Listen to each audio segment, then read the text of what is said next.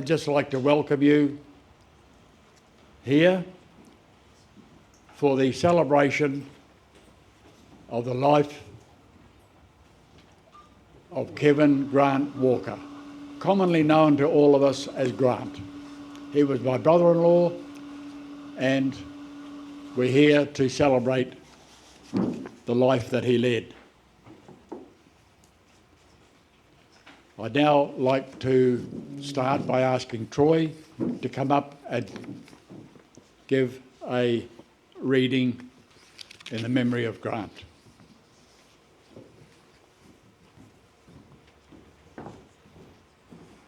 Just a bit of product placement there.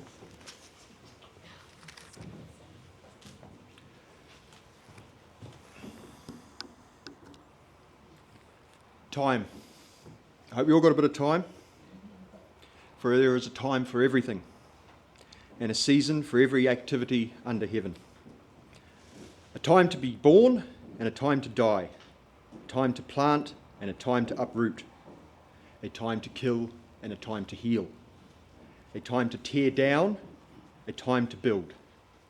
A time to weep and a time to laugh. A time to mourn and a time to dance. A time to scatter stones and a time to gather them. A time to embrace and a time to refrain. A time to search and a time to give up. A time to keep and a time to throw away. A time to tear and a time to mend. A time to be silent and a time to speak. A time to love and a time to hate. A time for war and a time for peace. What does the worker gain from his toil? I've seen the burden God has laid on men. He has made everything beautiful in its time. He has also set eternity in the hearts of men. Yet they cannot fathom what God has done from beginning to end. I know that there is nothing better for men than to be happy and do good while they live, that everyone may eat and drink and find satisfaction in his toil. This is the gift of God. I know that everything God does will endure forever. Nothing can be added to it and nothing taken from it. God does this so men will revere him. Whatever is has already been. Whatever will be has been before. And God will call the past to account. I saw something else under the sun. In a place of judgment, wickedness was there. In a place of justice, wickedness was there. I thought in my heart, God will bring to judgment both the righteous and the wicked, for there will be a time for every activity, a time for every deed. I also thought, as for men, God tests them, so that they may see that they are like the animals. Man's fate is like that of the animals. The same fate awaits them both. As one dies, so dies the other. All have the same breath. Man has no advantage over the animal. Everything is meaningless. All go to the same place. All come from dust, and to dust all return. Who knows if the spirit of a man rises upwards, and the spirit of an animal goes into the earth? So I saw there is nothing better for a man than to enjoy his work, because that is his lot. For who can bring him to see what will happen after him? Choose what you do with your time wisely, people. Thank you.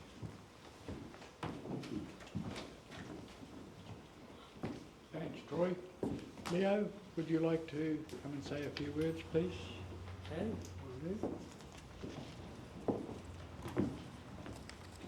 Hello everyone. This is a sad occasion for me anyway, and a lot of other people too. It was a week ago today that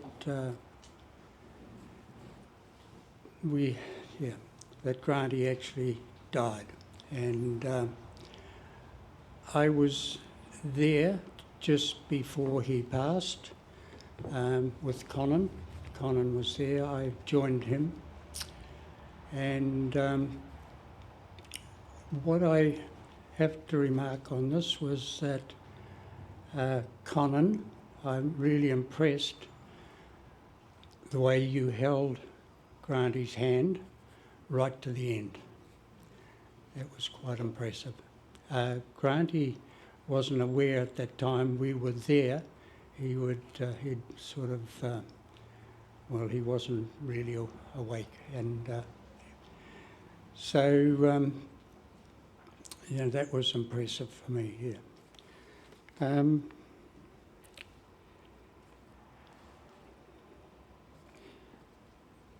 Conan obviously had a lot of respect for Grant. That's what I was going to add to.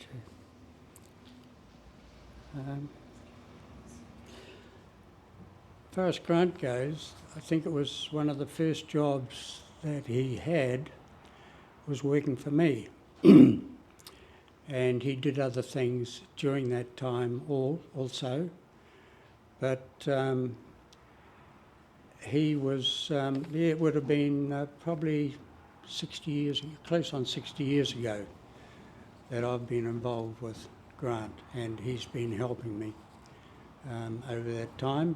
And he's just been a loyal, honest person.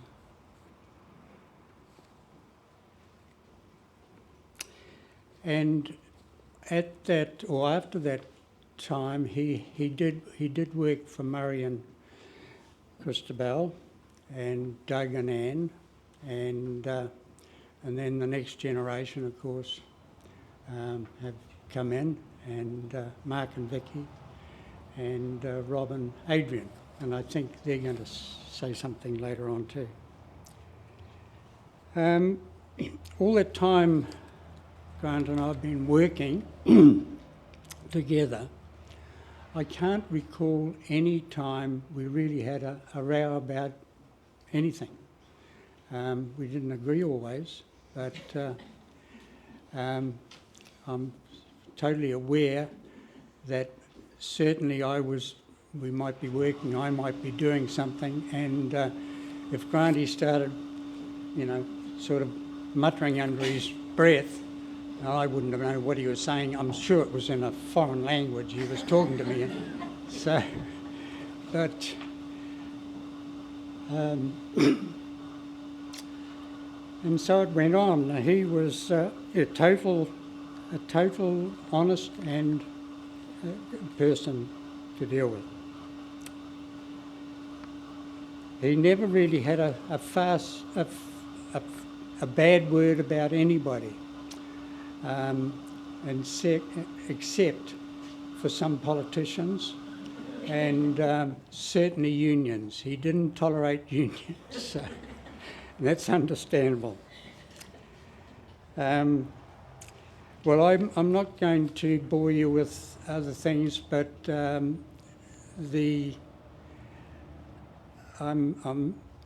going to affect me without Grant. So I'll leave you with that. Thank you.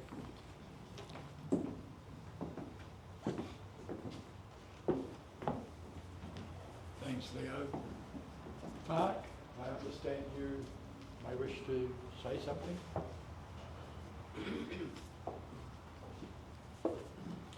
Thank you very much.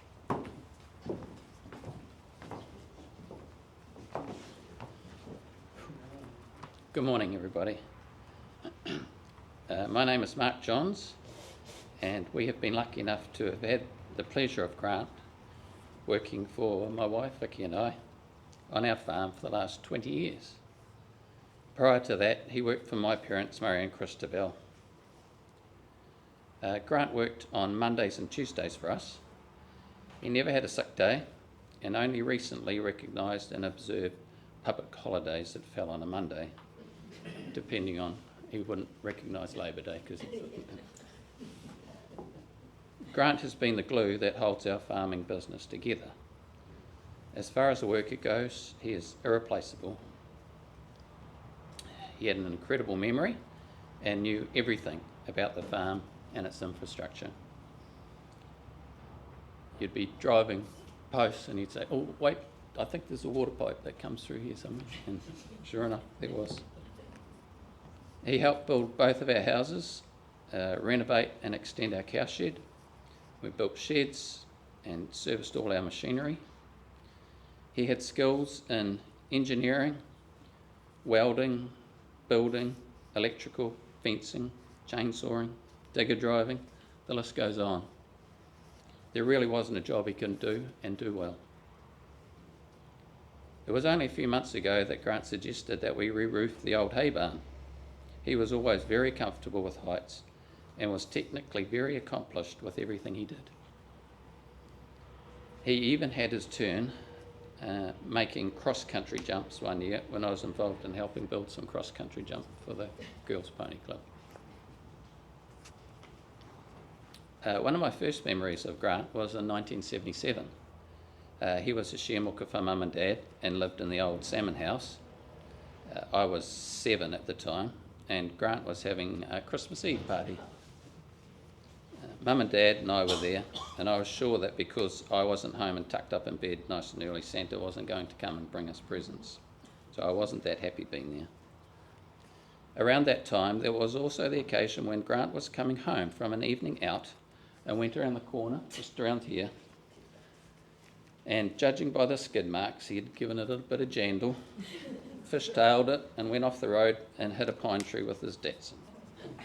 You can't park there. He was very embarrassed, needing Dad and I to come and pull him out with the tractor. When I was 24, I started working full-time on our farm, and Mum being Mum, she fed everyone who was around. So Grant was present on Mondays and Tuesdays for lunch and afternoon tea. We carried on that tradition, Vicky and I, when he started working for us.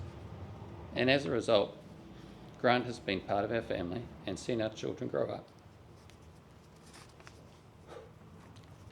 Campbell had a bond with Grant and spent time working with him on the farm and picking his brains on how to do things and find out his opinions wherever possible. For many years after Mum and Dad passed away, Grant would look after the farm for us each winter so we could go on family holidays when the cows were out. We could always go away happy, knowing the farm was in such capable hands, and if anything went wrong, he was easily going to fix it.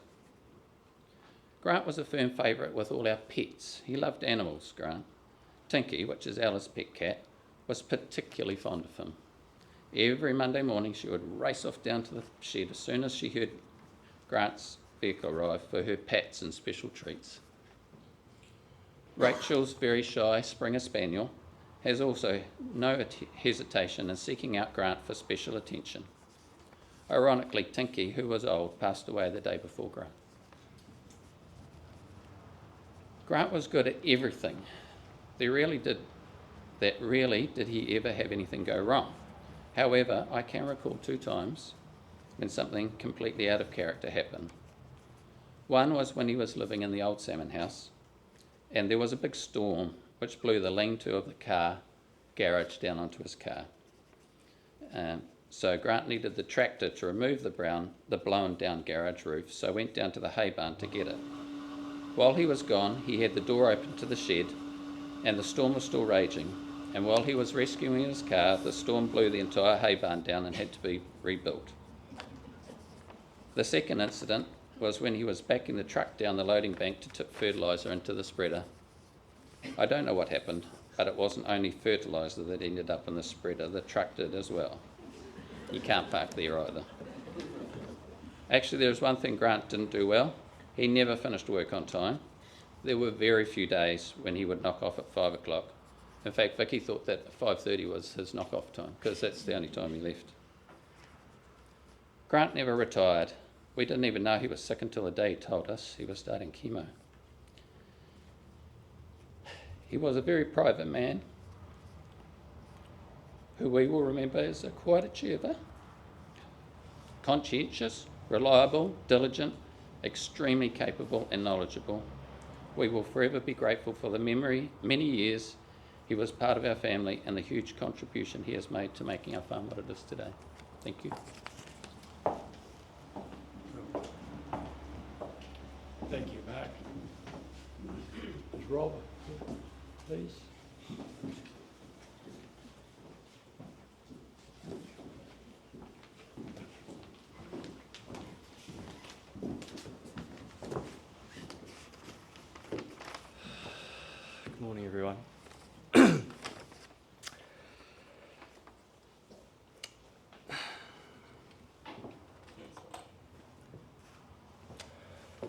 Adrian and I'd like to acknowledge the significant contribution that Grant has made to our farming careers over the last 27 years, which sounds like such a short time compared to you other guys, and to Doug and Ann's operations for even longer.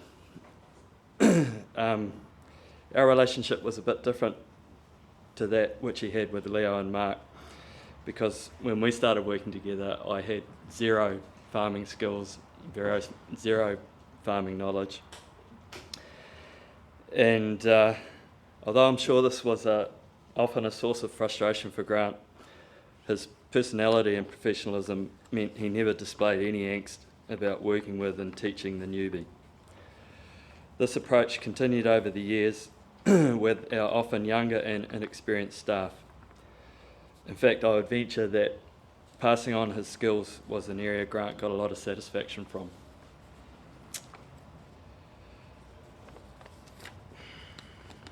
Since the news of Grant's passing, I've become even more aware that it's impossible to be anywhere on the farm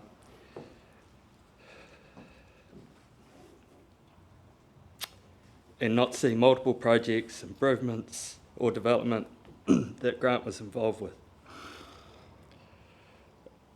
From fencing and gates and house maintenance and water systems, racage, drainage, machinery maintenance, new cowshed builds, concrete pours, feed pads.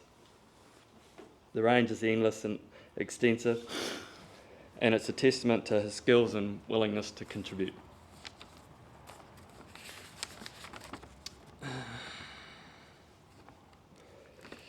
It's fair to say that when we started working together, Grant's main role on Thursdays and Fridays was often to fix the things I'd broken or couldn't fix myself. In the later years, the tide turned, and it was not uncommon for Grant to create the old breakage himself. On reflection, this was probably the only real sign of Grant's ageing. His ability to still do a full day on the chainsaw or drainage or fencing highlighted just how well he looked after himself.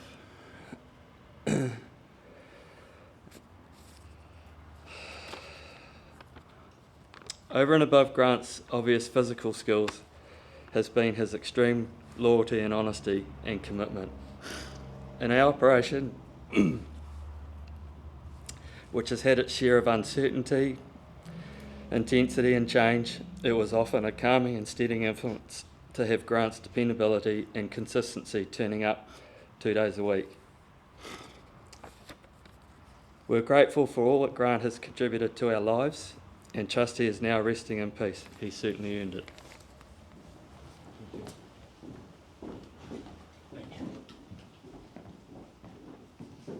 So I believe Katie and Colin would like to say something.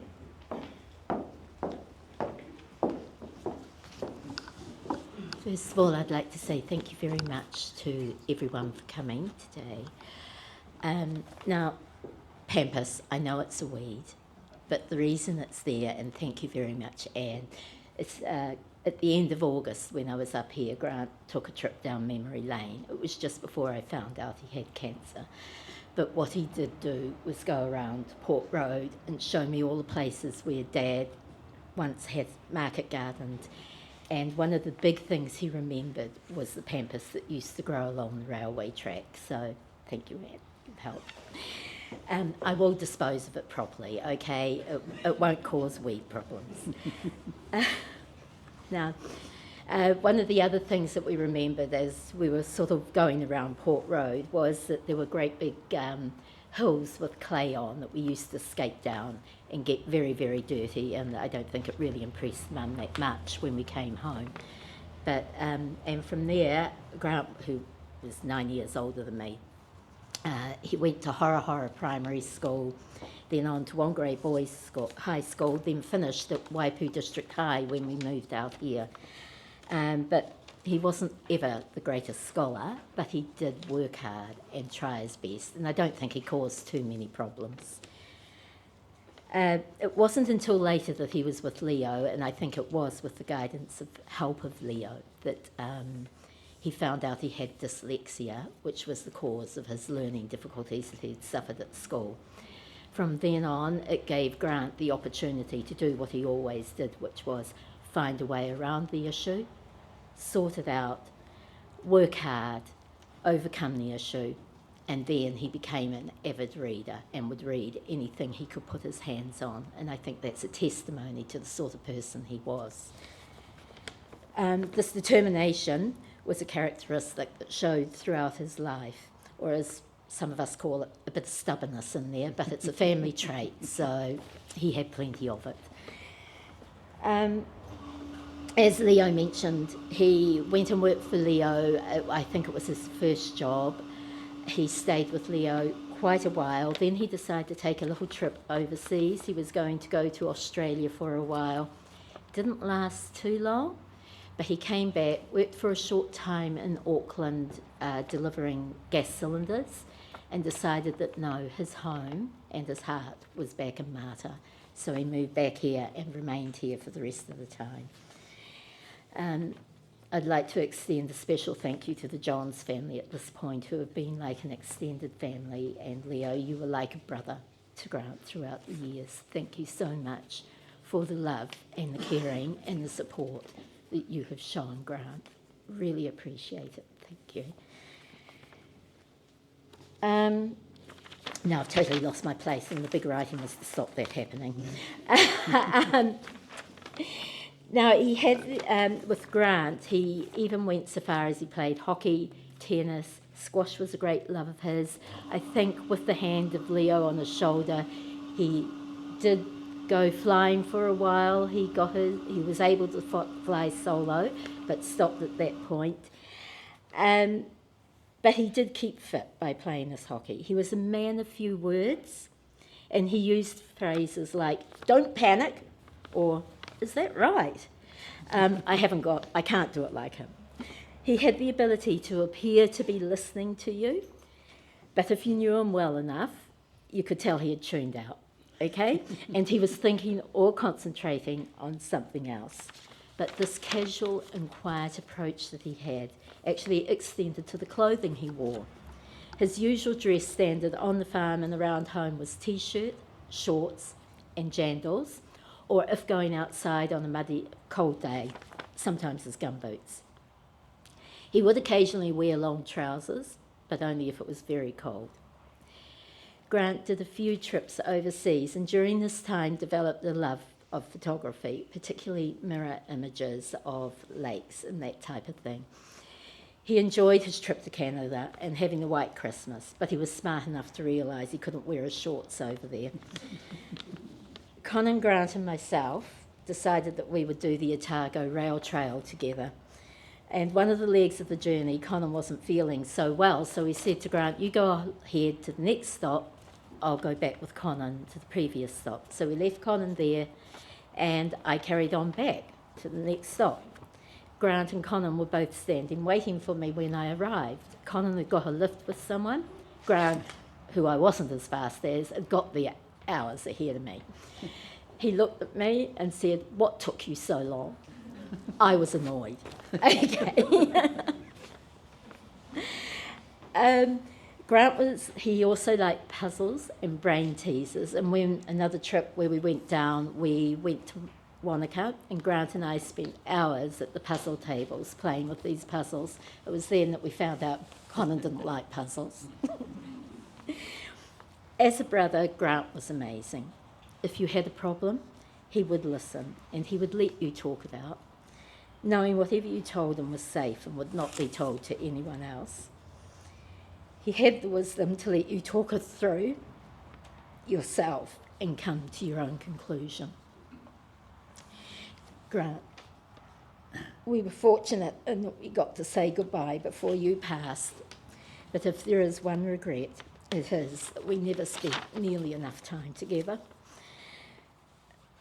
But any time we did share was special and will remain in our memory forever. Go to rest knowing that, well, a humble and mostly quiet person who would laugh loudly if he found something funny, know you were loved, respected, and you will leave a space in our family that will never be replaced.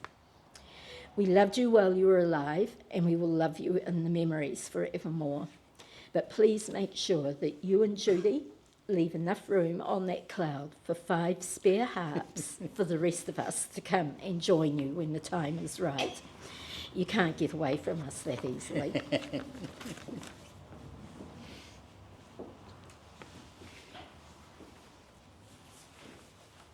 This is from an unknown author. It's called Brother. As kids, we lived together. We fought, we laughed, we cried.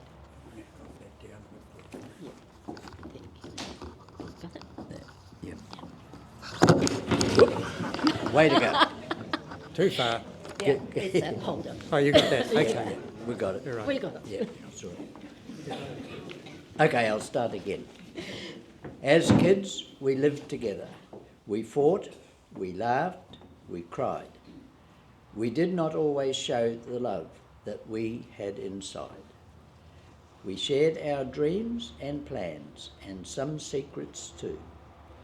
All the memories we share is what bonds me now to you. We grew to find we have a love that is very strong today. It's a love shared by a family that will never go away.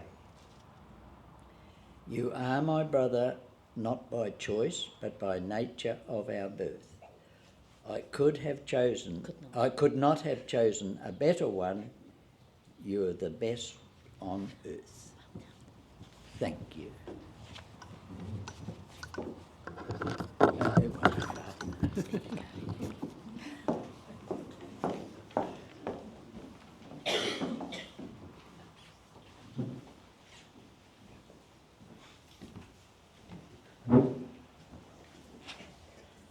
Is there anybody else that would like to say a few words in the memory of Grant?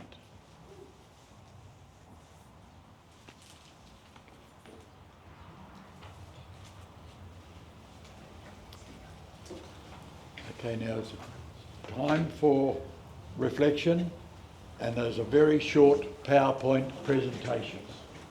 If you could.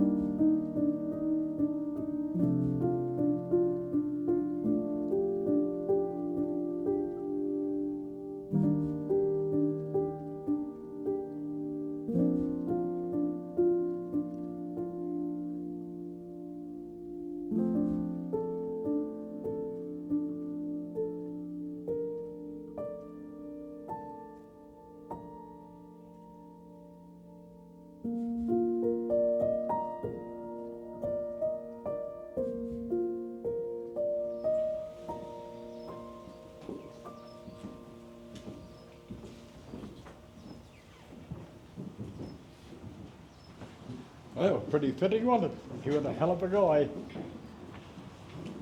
Now that just about brings our service to a close, folks. Now, when the casket is carried out, there is some little flowers at the rear that you may wish to pick up and put on the casket. Please feel free to do so.